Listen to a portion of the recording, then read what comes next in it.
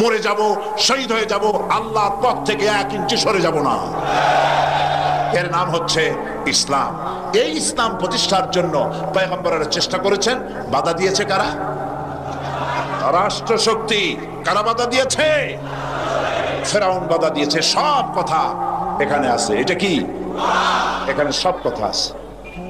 বাধা দিয়েছে ফেরাউন। শেষ পর্যন্ত বাধা দিয়া কি হলো? জিতলো কে? ফেরাউন না মুসা আলাইহিস সালাম? কে জিতেছে? মুসা আলাইহিস সালাম জিতেছে। ফেরাউনের গোষ্ঠী সুবাইয়া আল্লাহ বিদায় করে দিয়েছে। এবার আসেন নমরুদ। হযরত ইব্রাহিম আলাইহিস সালাম নমরুদের কাছে গিয়ে কালেমার দাওয়াত পেশ করেছেন। লা ইলাহা ইল্লাল্লাহ। জান খুলে দিয়ে মহব্বতের সাথে পড়েন লা ইলাহা ইল্লাল্লাহ, লা ইলাহা ইল্লাল্লাহ, লা ইলাহা ইল্লাল্লাহ, লা ইলাহা ইল্লাল্লাহু মুহাম্মাদুর রাসূলুল্লাহ। নমরুদ হযরত ইব্রাহিম আলাইহিস সালামকে কালেমার অপরাধে, মূর্তি ভাঙ্গার অপরাধে ইব্রাহিম আলাইহিস সালামকে আগুনে ফেলার ব্যবস্থা করলেন। আমার জাতির পিতা, বিশ্বের সমস্ত মুসলমানদের একমাত্র জাতির পিতা, নাম বলো। তাকে আগুনে ফেলা হচ্ছিল। অপরাধ কি? মূর্তি ভেঙেছিলেন। অপরাধ কি? মূর্তি ভেঙেছিলেন। যেই জাতির পিতা আসলেন মূর্তি ভাঙতে, সেই জাতি আজ মূর্তি তৈরি করছে। বিশ্বকবি আল্লামা ইকবাল তিনি বলেছেন, বুত शकन उठ गए बाकी जो रहे बुतगर है, बुत शकन उठ गए बाकी जो रहे बुतगर है, था इब्राहिम पेदर और पेसर आजर है।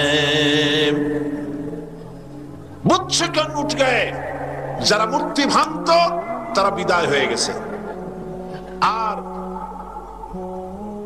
মূর্তি যারা ভাঙতো তারা দুনিয়া থেকে বিদায় হয়েছেন। আজ পৃথিবীতে যারা আছে তারা মূর্তি গড়ছে। সে যুগে মূর্তি যে নির্মাণ করত তার ঘরে মূর্তি বিনাশকারী তৈরি হয়েছে। আজর ছিল, আজর ইব্রাহিম আলাইহিস সালামের পিতা, তিনি মূর্তি গড়তেন। আর তার ছেলে মূর্তি ভাঙলো, আর আজ মূর্তি ভাঙা ইব্রাহিমের সন্তানেরা মূর্তি গড়তেছে। এই ঢাকা সিটি অফ মস্ক, এই ঢাকা পৃথিবীর দ্বিতীয় বৃহত্তম মুসলিম দেশ, মসজিদের নগরী ঢাকা। আজ ঢাকা মসজিদ নগরীর পরিবর্তে মূর্তির নগরীতে পরিণত হতে যাচ্ছে। ইব্রাহিম আলাইহিস সালাম এই মূর্তি ভাঙার জন্য এগিয়ে এলেন, লা ইলাহা ইল্লাল্লাহ দাওয়াত দিলেন। আর তাকে তখন নমরুদ রাষ্ট্রশক্তি আগুনে ফেলার ব্যবস্থা করলো। শক্তি আছে, আগুনে ফেললো। আগুনে ফেলার জন্য সমস্ত ব্যবস্থা হয়ে গিয়েছে। হযরত জিবরাইল আলাইহিস সালাম হযরত ইব্রাহিমের কাছে এসে বলছেন, ইব্রাহিম তুমি তো এখনই আগুনে পড়ে যাবা, জ্বলে পড়ে ছাই হয়ে যাবা। আমি জিবরাইলের কাছে সাহায্য চাও, আমি তোমাকে মুক্ত করে দেব, বিপদ থেকে বাঁচায় দেব। হযরত ইব্রাহিম বলেন,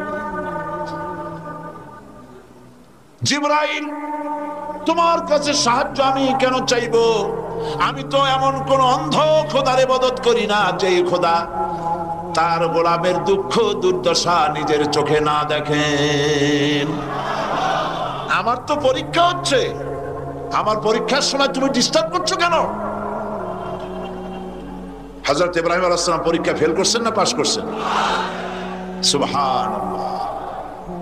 আল্লাহর কি ইচ্ছা যে ইব্রাহিম আগুনে পুড়ুক? আল্লাহর ইচ্ছা কি ইব্রাহিম আলাইহিস সালাম জানতেন? না, জানতেন না। ইব্রাহিম আলাইহিস সালাম আল্লাহর ইচ্ছা জানতেন না। তিনি তার মাবুদকে খুশি করার জন্য এই কাম করতেছেন। আর আল্লাহ ইব্রাহিম যে জাতির পিতা হওয়ার যোগ্য সেটা প্রমাণ করার জন্য আগুনের ব্যবস্থা করেছেন। খালি জাতির পিতা বললেই হবে না। জাতির পিতা কারা বলে? ইব্রাহিম আলাইহিস সালাম তার উজ্জ্বল দৃষ্টান্ত গোটা পৃথিবীতে যতদিন সূর্য পূর্ব দিগন্ত থেকে উদিত হয়ে পশ্চিম দিগন্ত অস্তমিত যাবে ততদিন পর্যন্ত বিশ্বের সকল মুসলমান। আর একদিকে বাধা দিল ধর্মের নামের এক শ্রেণীর ব্যবসায়ের দল। ওরা কারা? ওদের সম্পর্কে কোরআন শরীফ বলছে, ইন্না কাসীরাম মিনাল আহবারি ওয়ার রুহবান লা ইয়াকুলুনা আমওয়ালান নাস বিল বাতিল ওয়া ইয়াসুদ্দুনা আন সাবিলিল্লাহ। আহলে কিতাবের মধ্যে এক শ্রেণীর পীর দরবেশ জাতীয় লোক এরকম আছে যারা জনগণের মাল বাতিল পন্থায় ভক্ষণ করে। কে বলছেন এ কথা? কে বলছেন? আল্লাহ পাক জনগণের টাকা বাতিল পন্থায় গ্রহণ করে, বাতিল পন্থায় খায়। এখানেই শেষ না, তারা আরো এক ধাপ এগিয়ে ওয়াসুদ্দুনা আন সাবিলিল্লাহ।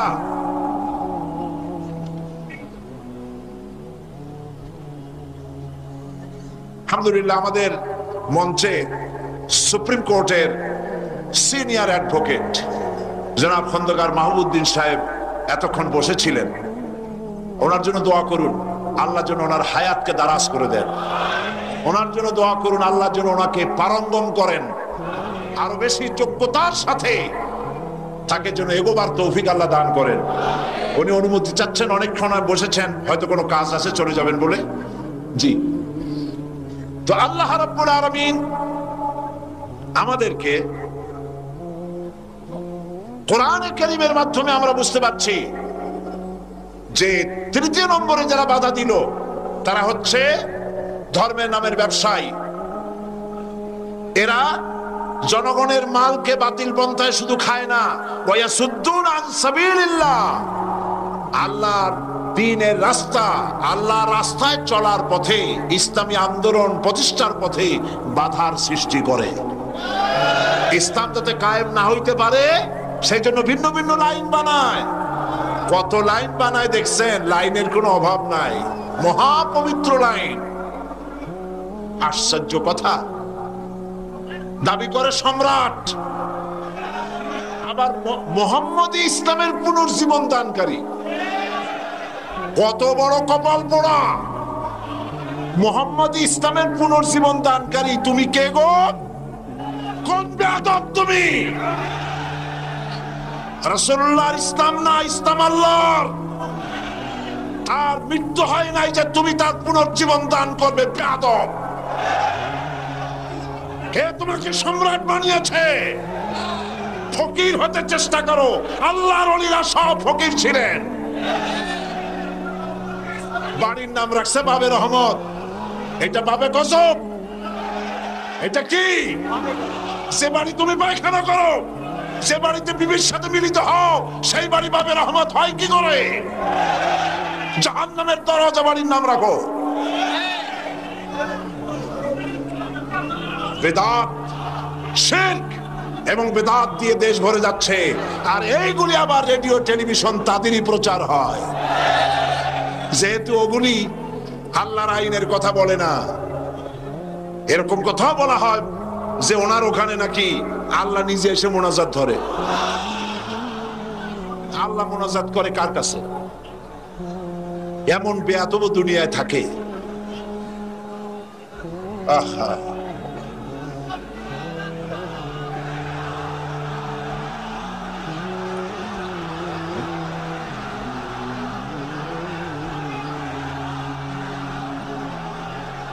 সুতরাং আজ এক শ্রেণীর ব্যবসায়ী নিজেদের ব্যবসার জন্য তারা এই বেদাত এবং শিরক চালু করছে, শিরকের কথা চালু করছে, বেদাত চালু করছে।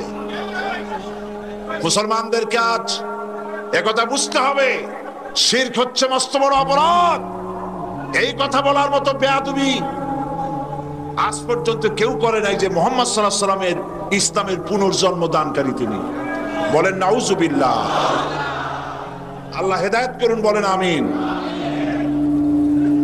সাপ যেমন বিষাক্ত, শিরক এবং বিদআত যারা চালু করে এর থেকেও বিষাক্ত। এদের থেকে সব সময় মুসলমানদের পরহেজ করা উচিত।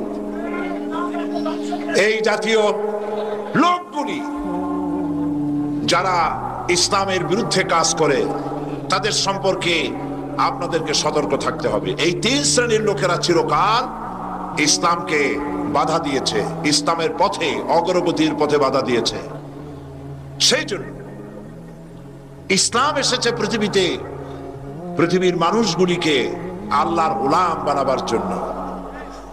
আল্লাহর প্রতিনিধি হয়ে আপনি আল্লাহ কর্তৃক নিয়োজিত প্রতিনিধি তো আপনি নন। আল্লাহর নিয়োজিত প্রতিনিধি হলেন পয়গম্বরেরা। কারা? আল্লাহর পয়গম্বরেরা।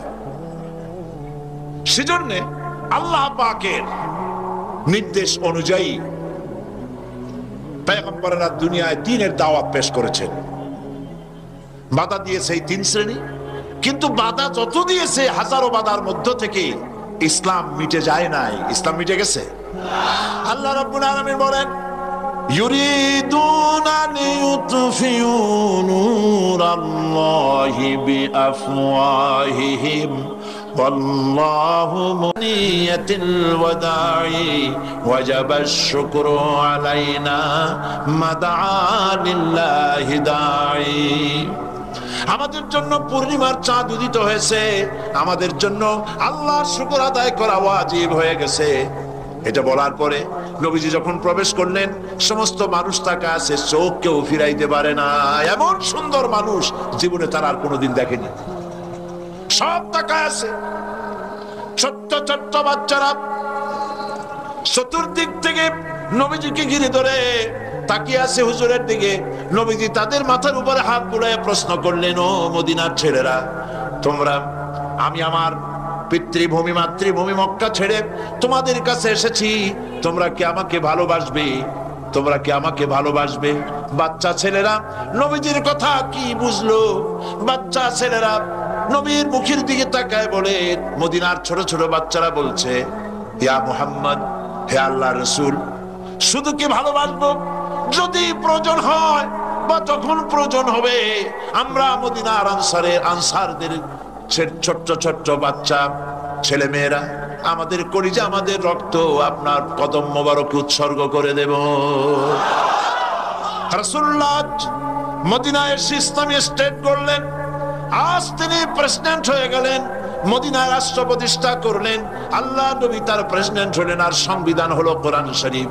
কোরআন দিয়া আজকে তিনি প্রেসিডেন্ট হলেন, কোরআন সংবিধান হলো। এই মদিনায় ঢোকার আগে আল্লাহ পাক তাকে একটা দোয়া শিখাইলেন। নবী, আপনি দোয়াটা পড়েন, রব্বি আদখিলনি মুদখালা সিদকিন ওয়া আখরিজনি মুখরাজা সিদকিন ওয়াজআলনি মিন লাদুনকা সুলতানান নাসীরা।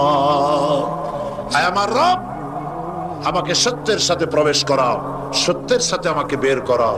ওয়াজআলনি মিন লাদুনকা সুলতানান নাসীরা। আর আল্লাহ, তোমার পক্ষ থেকে আমাকে একটা সাহায্যকারী শক্তি দান করো। দুনিয়ার সমস্ত মুফাসসিরিনে কিরাম তারা সুলতানে নাসিরের অর্থ করেছে রাষ্ট্রীয় ক্ষমতা, পাওয়ার। আমাকে ক্ষমতা দাও, রাষ্ট্রীয় ক্ষমতা দাও। এই দোয়া কে শিখাচ্ছেন? বলেন, কে শিখাচ্ছেন? নবীকে শিখাচ্ছেন, রাষ্ট্রীয় ক্ষমতা দাও। সেই রাষ্ট্রের কনস্টিটিউশন কি হবে? কোরআন। আমাকে কোরআন শরীফ, আমাকে রাষ্ট্রীয় শক্তি দান করো। রাসূল সাল্লাল্লাহু আলাইহি ওয়াসাল্লাম প্রবেশ করলেন এবং কোরআন দিয়ে রাষ্ট্র চালালেন। ইসলাম আর রাজনীতি আলাদা কোনো জিনিস নয়। আজকে যারা বলেন ইসলামকে রাজনীতিতে ব্যবহার করতে দেওয়া হবে না, এই কথা বলার সাহস যারা করছেন, অবশ্যই আল্লাহ তাদেরকে এই জমিন ব্যবহার করতে দিবেন না। কারণ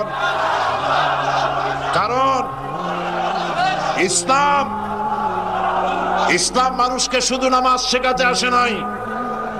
ইসলাম এসেছে কোরআনের আইন প্রতিষ্ঠা করার জন্য। রাসূল করিম সাল্লাল্লাহু আলাইহি সাল্লাম শুধু রাজনীতি করেছেন, আর কোন নবীরা করেননি। কি বলেন? এই কোরআন শরীফ ইউসুফ আলাইহিস সালামের কথা আছে কিনা? তিনি কি রাজনীতি করছিলেন? কোরআন শরীফ পড়েন। আমি কোরআন পড়ার জন্য সকলকে বিনীতভাবে অনুরোধ জানাই। সবাইকে জানাই, যারা ইসলাম পছন্দ হয় না, ইসলামের রাজনীতি পছন্দ হয় না, তাদেরকে অনুরোধ জানাই, কোরআন পড়ুন, জেহেন খুলে যাবে। রবীন্দ্রনাথের বই পড়ে পড়িয়া অন্তত আর যাই হোক ইসলাম বোঝা যাবে না। ইসলাম বোঝার জন্য রসুলের কিতাব পড়তে হবে, হাদিস পড়তে হবে, আল্লাহর কিতাব পড়তে হবে, কোরআন পড়তে হবে। শান্তি নিকেতন দিয়ে ইসলাম বোঝা যাবে না। ইসলাম বোঝার জন্য মদিনা বুঝতে হবে, মদিনা বুঝতে হবে। কোরআন, কোরআন দিয়ে আল্লাহ পাক সব কথা বলে দিয়েছেন। ইউসুফ আলাইহিস সালাম মিশরে জেল থেকে মুক্ত হওয়ার পর তিনি প্রথমে অর্থ এবং খাদ্য দুটো মন্ত্রণালয়ের দায়িত্বশীল মন্ত্রী হয়েছিলেন। আল্লাহ নবী ইউসুফ আলাইহিস সালাম আল্লাহর কি, আর রাষ্ট্রের কি, রাষ্ট্রের মন্ত্রী। এর কিছুকাল পরে গোটা মিশানো, নিঃসন্দেহে তুমি আল্লাহর নবী, আর এক মুহূর্ত দেরি করব না, মুসলমান হয়ে গেলাম। লা ইলাহা ইল্লাল্লাহু মুহাম্মাদুর রাসূলুল্লাহ। জোরে সরে পড়েন লা ইলাহা ইল্লাল্লাহ, জোরে পড়েন লা ইলাহা ইল্লাল্লাহ, লা ইলাহা ইল্লাল্লাহ, লা ইলাহা ইল্লাল্লাহ। আর কোন কিছু যা আছে শোনা যেতে পড়তে, লা ইলাহা ইল্লাল্লাহু মুহাম্মাদুর রাসূলুল্লাহ। আমি গতকাল লক্ষ্য করেছি মোনাজাতের পর অনেক লোক চলে গেছেন, এশার নামাজে শরীক হয়েছে 1/3 মানুষ, 2/3 মানুষ চলে গেছেন। আমি খুব নারাজ হয়েছি, আল্লাহ খুব খুশি হয়েছেন বলে মনে করার কারণ নাই। কারণ নামাজ ছুঁয়ে চলে যাবেন কেন? এখানে কি উজু করার জায়গা আছে? সভাপতি সাহেব আছে? উজুর জন্য পাঠাগার জায়গা করেছে না? এইদিকে আপনাদের জায়গা আছে, ওদিকে জায়গা আছে, আপনার নামাজ না পড়ে যাবেন কেন? এত বড় জামাত কোথায় পাবেন? জামাতে নামাজ পড়ে যাবেন। আমি আশা করি জামাতে নামাজ পড়বেন, আর আগামীকাল উজু সহকারে টাইট হয়ে বসবেন যে এশার নামাজ না পড়ে যাব না। রাজি আছেন? আল্লাহ তৌফিক দিন, চলে বলেন আমিন। আমার মোনাজাত শেষ হওয়ার সাথে সাথে আজকের তাফসীর মাহফিলের সভাপতি, ইসলামী পাঠাগারের সভাপতি জনাব ইঞ্জিনিয়ার আবুল বাশার সাহেব একটা গুরুত্বপূর্ণ ঘোষণা দিবেন। সেই ঘোষণার পরে আজান হবে বা জামাত নামাজ পড়ে যাবেন। আমি অনুরোধ করছি, জামাতে এশার নামাজ না পড়ে কেউ যাবেন না, আর সকলে বই কিতাব কিনে নিয়ে যাবেন। আগামীকাল আপনাদের মা বোনদের সাথেও টাকা করে দিয়ে দিবেন। কালকে পুরুষেরা দোকানে কেউ যাবে না, শুধু মা বোনেরা কেনাকাটা করবে, বইপত্র কিনে নিয়ে যাবে। আল্লাহ তৌফিক দান করুন, আল্লাহুম্মা আমিন। রব্বানা যালামনা আনফুসানা ওয়া ইন লাম তাগফির লানা ওয়া তারহামনা লানাকুনান্না মিনাল খাসিরিন। হে আল্লাহ তাআলা, হাজার হাজার মুসলমান নরনারী পবিত্র জুমার রাতে কোরআন শরীফের তাফসীর করে তোমার দরবারে হাত তুলেছি। মেহেরবানি করে আলোচনার সওয়াবটুকুন জনাবে মুহাম্মদ রাসূলুল্লাহ সাল্লাল্লাহু আলাইহি সাল্লামের রূহ মোবারকে পৌঁছায় দাও। तमाम পৃথিবীর উপরে, পৃথিবীর মাটির নিচে যত মুমিন মুমিনাত শুয়ে আছেন, আল্লাহ তাদের আরওয়ার পরে সওয়াব পৌঁছায় দাও। রব্বুল আলামিন, আমাদের মধ্য থেকে যাদের মা বাপ দুনিয়া থেকে বিদায় হয়ে গেছে, কবরগুলিকে জান্নাতের টুকরায় পরিণত করে দাও। রব্বির হামহুমা কামা রব্বায়ানি সগীরা। হে আল্লাহ তাআলা, तमाम পৃথিবীতে মুসলমানেরা যত জায়গায় বিপদে আছে, মুসিবতে আছে, আল্লাহ মুসলমানদের বিপদ তুমি দূর করে দাও। রব্বুল আলামিন, আমাদের দেশে বাংলাদেশি মুসলমানদের উপরে যে বিপদ মুসিবত নাজিল হয়েছে, আল্লাহ তুমি দয়া করে মুসিবত থেকে মুসলমানদের হেফাজত করো। রব্বুল আলামিন, সারা জীবন গুনাহ করেছি, ছোট বড় জেনে শুনে, না জেনে না বুঝে, শয়তানের ওয়াসওয়াসায় যত গুনাহ করেছি, দয়া করে আমাদের জিন্দেগীর গুনাহ মাফ করে দাও। রব্বুল আলামিন, ঋণগ্রস্ত ব্যক্তিদের ঋণ পরিশোধের তৌফিক দাও। অসুস্থ ব্যক্তিদের রোগ ব্যাধি মাফ করে দাও। হসপিটালে যত রোগীরা কাতরাচ্ছে, আল্লাহ তুমি রোগগুলি শেফায়ে আজেলা দিয়ে দাও। রব্বুল আলামিন, আজকে পবিত্র জুমার রাত তোমার দরবারে বিনীতভাবে ফরিয়াদ করি, আল্লাহ তুমি দয়া করে মুসলমানদের উপরে রহম করো, আলেম ওলামাদের উপরে রহম করো, মাদ্রাসার প্রতি রহম করো, মসজিদের প্রতি রহম করো, মুসলমানদের উপরে তোমার রহমতের নজর দিয়া তাকাও। আল্লাহুম্মা ইন্না নাজআলুকা ফি নুহুরিহিম ওয়া নাউযু বিকা মিন শুরুরিহিম। আল্লাহুম্মা ইয়া মুনজিলাল কিতাব ওয়া মুজরিয়াস সাহাব سريع الحساب وهازم الأحزاب اللهم اهزمهم وزلزلهم وانصرنا عليهم اللهم شتت شملهم اللهم مزق جمعهم اللهم دمر ديارهم اللهم خرب بنيانهم। আল্লাহ তাআলা তুমি দয়া করে মুসলমানদেরকে এক বানায়া